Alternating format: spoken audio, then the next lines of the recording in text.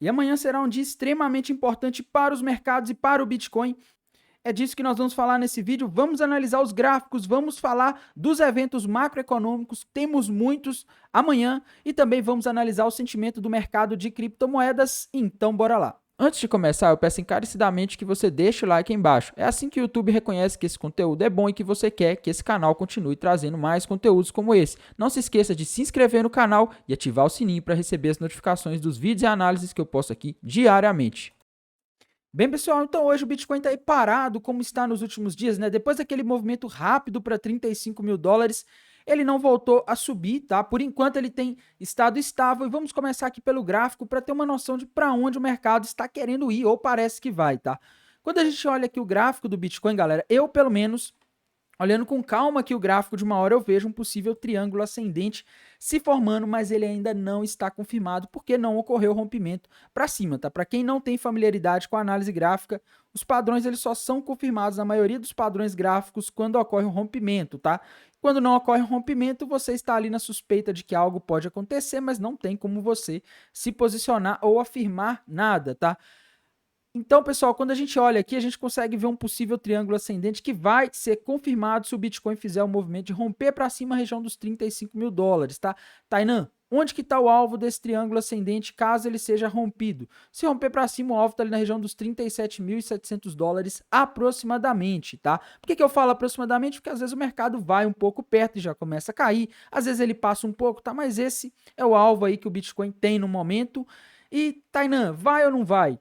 Galera, para mim, esse movimento do Bitcoin nos últimos dias, ele é um movimento um pouco atípico, porque o Bitcoin ele está fazendo algo diferente do que ele fez aí desde 2020, tá? Desde 2020 o Bitcoin vem acompanhando de perto os movimentos do mercado americano, né? E dessa vez não está sendo bem assim, tá? Nos últimos dias aí vocês conseguem ver aqui que temos aí o mercado, vou colocar aqui os dois no gráfico diário, né, para ficar mais fácil de identificar, mas eu acho que vocês conseguem ver aqui o que a gente tem, né? Tem uma divergência muito grande. Enquanto aqui nos últimos dias o mercado americano ele está caindo, né? Ele está se desvalorizando, as bolsas americanas andam tendo uma performance ruim, o Bitcoin está fazendo o contrário, tá? Ele está subindo aí e subindo muito, tá? Isso, na minha visão, tem nome e sobrenome, galera. As, se chama ETF, né? A gente tem aí vários ETFs que estão para ser aprovados, ou pelo menos a gente ter uma decisão parcial aí por parte da SEC, e isso está gerando expectativa no mercado, tá?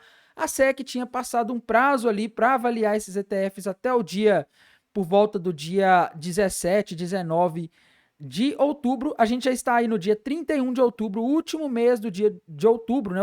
Último dia do mês de outubro, e até agora nada, tá? Não saiu nada, não falaram nada.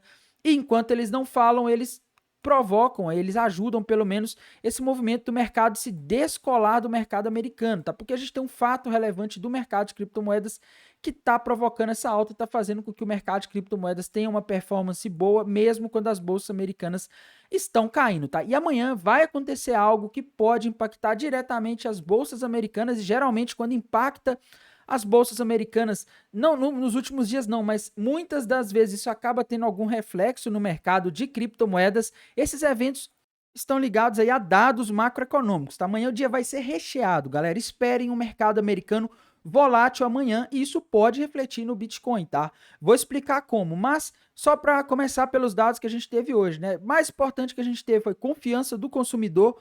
O dado saiu e veio acima do esperado, a expectativa era que viesse 100, veio 102, tá? Não abalou tanto o mercado, no caso das bolsas americanas, na minha visão, porque o mercado já caiu muito nos últimos dias, tá? Para quem não entende, esse dado vi 102,6 acima do 100 esperado, é ruim porque mostra que a economia dos Estados Unidos está bem mais forte do que o esperado. Se ela está mais forte do que o esperado, a confiança do consumidor está alta, isso tende a dificultar o combate à inflação, que é o que está derrubando as criptomoedas aí desde o final de 2021. Desde que o Jerome Powell mudou a retórica dele, o mercado está caindo.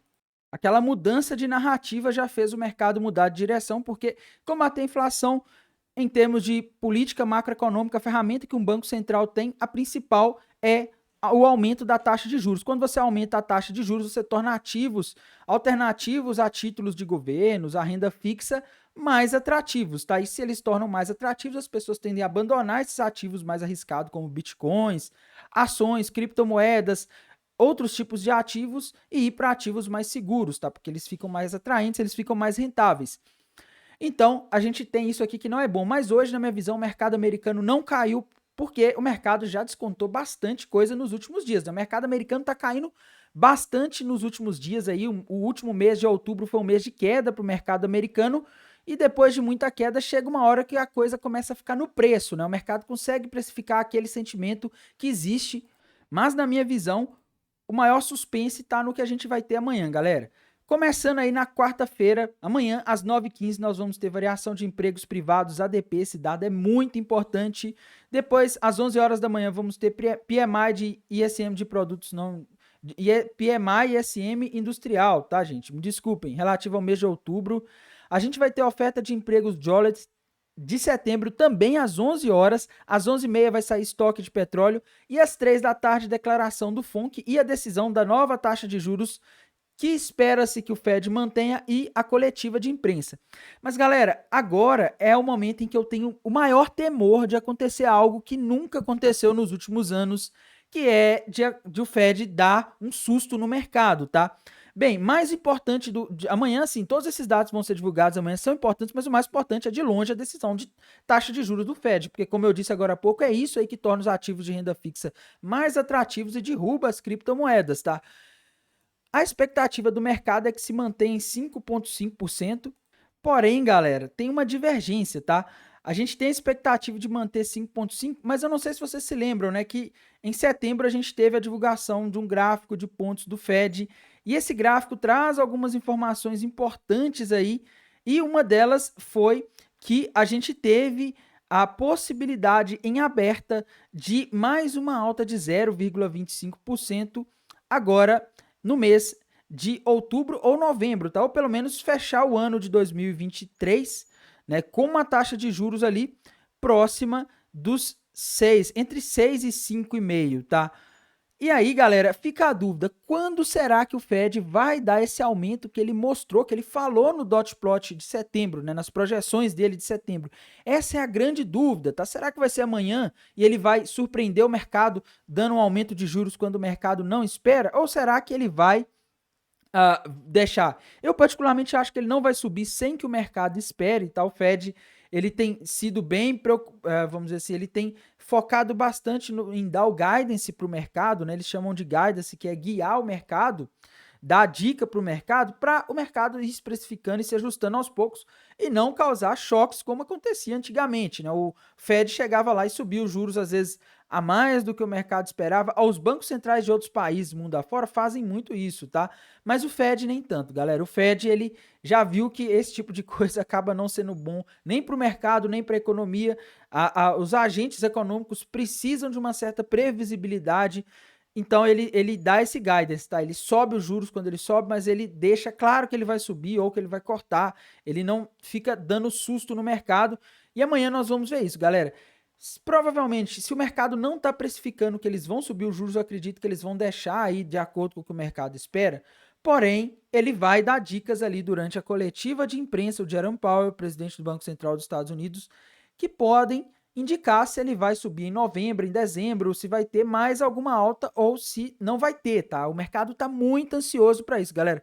Na minha visão, mais importante do que a taxa de juros que vai sair amanhã é o que o Jerome Powell vai falar, tá? Se a taxa de juros vier ali em 5,5 quando o mercado espera, o mercado vai ficar ansioso para saber se vai para 5,75 esse ano ou não, ou se já acabou de fato o ciclo de alta, tá? Eu particularmente, galera, acho que assim, a inflação está caindo, talvez ele não seja necessário, né? Mas vai saber o que passa na cabeça dos membros votantes. Lembrando que o Jerome Powell não decide nada sozinho, tá? Existe todo um comitê, esse gráfico de pontos aqui do dot plot, que se a gente traduzir ao pé da letra, dot plot é gráfico de pontos, ele mostra justamente isso, tá? Qual o valor aqui, por exemplo, cada membro votante do Fed votou, tá? Teve um aqui que votou para 2024 6%, né? Teve outro, por exemplo, que votou 4,25%. Então, assim, ele vai juntando e aonde a maioria votar é onde o mercado vai, é onde o Fed vai manter os juros, tá? O Jerome Powell é praticamente um mensageiro que vai lá falar qual foi a decisão da equipe.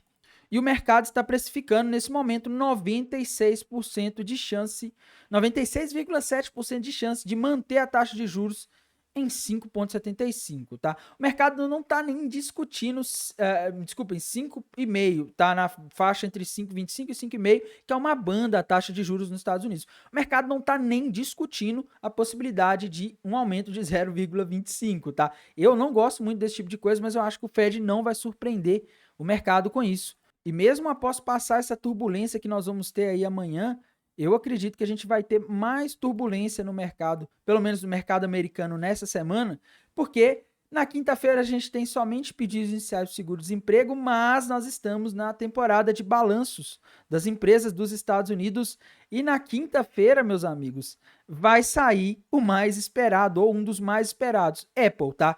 Lembre-se que o balanço da Tesla, quando saiu na outra semana, ele chegou a derrubar o mercado, tá? Ele jogou o mercado para baixo.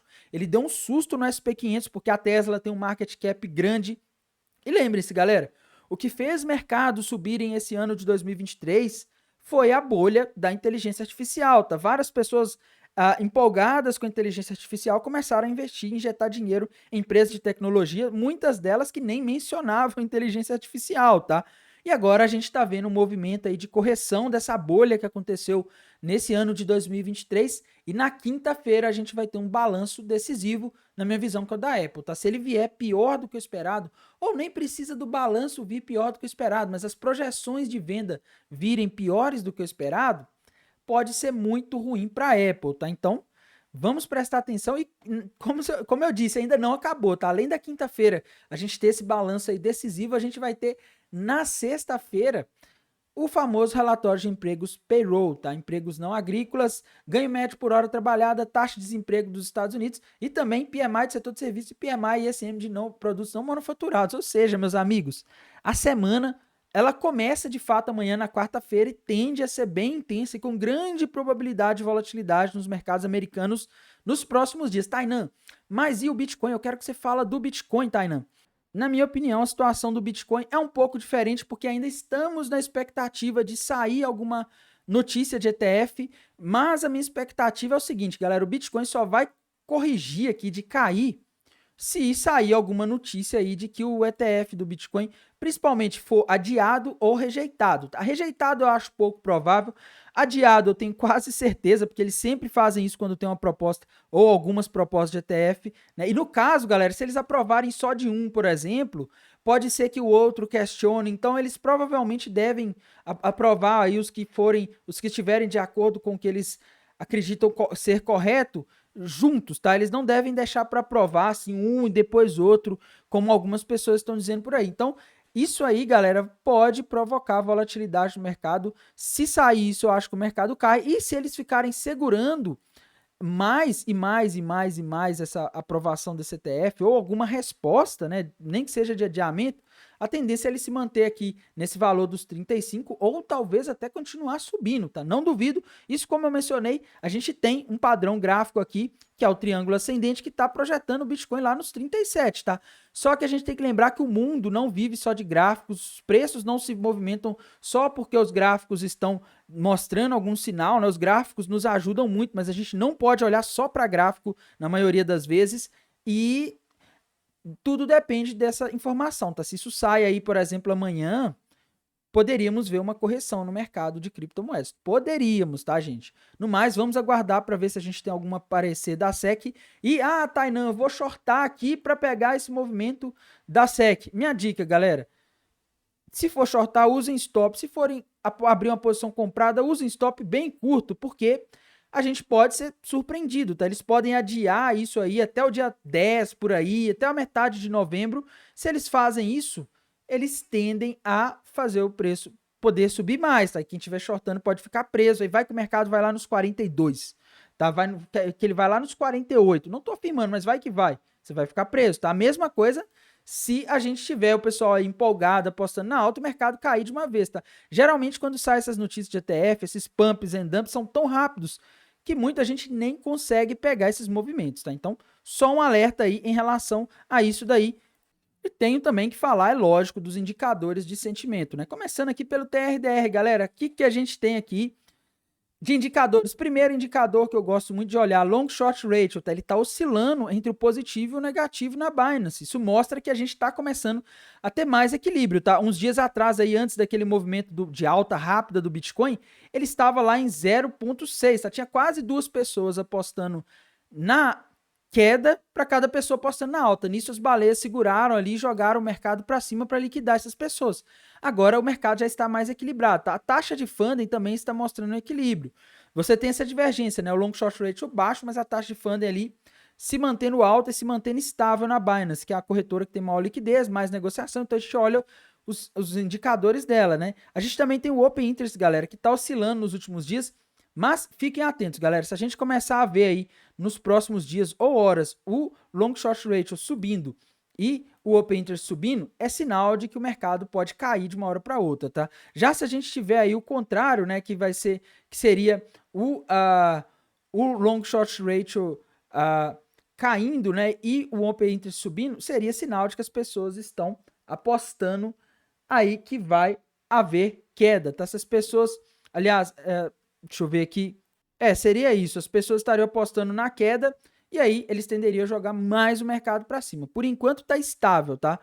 Não podemos deixar de avaliar também, galera, o Liquidation Rich Map da High Block. E, galera, aqui no de 7 dias eu já tô vendo uma coisa que tá me chamando bastante atenção, tá?